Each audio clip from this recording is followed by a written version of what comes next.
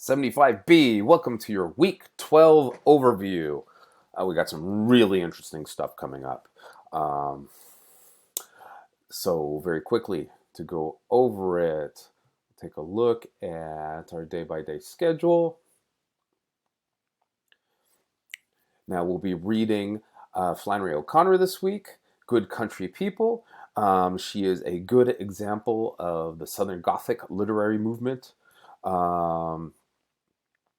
So it's got a lot of those dark romanticism elements in it, but it takes place in the South, and it's got a certain darkness to it, a strangeness in character behaviors, and people not being what they seem, and having motives that seem twisted or confusing or somehow not right and normal. So we're going to have a lot to say about her. So look at where you think appearance does not match up with the true nature of a person or a place or a thing. Look for how expectations are turned upside down and unfulfilled in good country people. It's going to feel very contemporary because a lot of its tone and its irony and even its dark humor still exists in a lot of popular culture today. Now, William Faulkner, you may remember, might be considered like the great granddaddy or the founder of American Southern Gothic literature, but Flannery O'Connor is certainly a giant in her own right as well. So that's going to be a lot of fun. You're also going to be looking at two poets called Theodore Roethke and Elizabeth Bishop. We're in the middle of the century now, 50s and 60s. And both of them are considered members of the confessional poetry movement, which marks something very new. In other words, people will be talking about their innermost feelings and their relationships, especially with those close to them, almost like they're confessing, if you know that term from religion, confessing one's sins or one's most private thoughts, including those that aren't necessarily the kindest thoughts or the most virtuous thoughts. And this is a really personal interior space that is new to poetry and has really changed how people think they can express themselves appropriately in poetry. So it's a very, very important movement.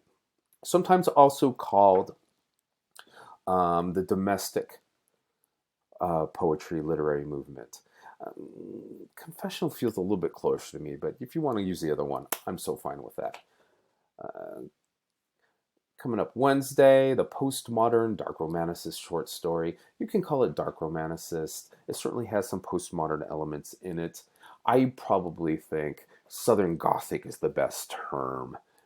If you do an ID on the final for it, I would probably want to see Southern Gothic, but I would also accept something like Southern Dark Romanticist. If you just said postmodern, yeah, okay, fine, but I don't think that's really the most important feature or category for O'Connor in general. So you'll be reading that story and her bio information. Not super long, but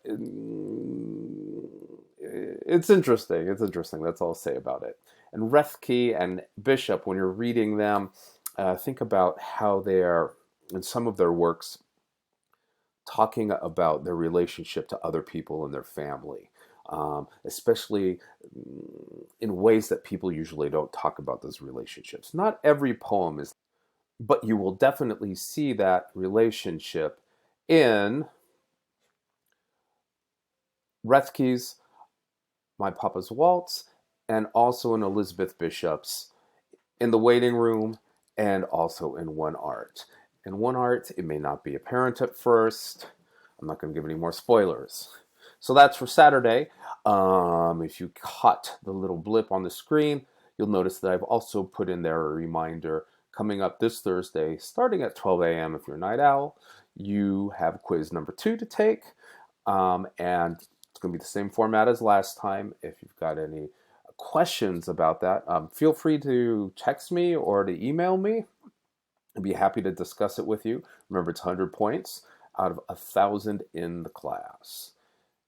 Pretty much your straight shooting quiz format there. And then there you've got my video lectures. This should be really fun. They're fun to work on. And then looking at John Cheever and Flannery O'Connor right here. So I'm going to be asking you to think about John Cheever's The Swimmer and its relationship to the post-World War II landscape. The mental, emotional landscape, but also the physical landscape. Upper middle class neighborhoods. Remember, we talked a little bit about how the suburbs really take hold here. The first mass-produced suburb was on the East Coast, Levittown. Look it up. It's a fascinating story. I believe it was 1948. The Swimmer takes place around that time. And we'll also be looking at Good Country People. In what ways do the characters fit with the title Good Country People, and in what ways do they not? In other words, is this title correct in some ways, or is this title accurate in some ways based on what we know of the characters in the short story? And in some ways, is it not fitting as well? So it's going to be a lot of fun stuff to write about, I think. And again, a lot of stuff is going to feel super contemporary, because that's just where we are at this point in the course. Really picks up here. That is pretty much your whole big deal for this week.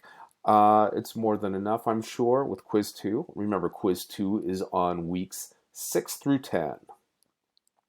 And also, I am almost done with your thesis statements. About 2/3 of them have been already marked and commented on. So please take a look at those. The rest of them will be done by the end of Tuesday night, I believe. Anyway, if you've got any questions before that, let me know. Otherwise, I will talk to you soon. Thanks for watching.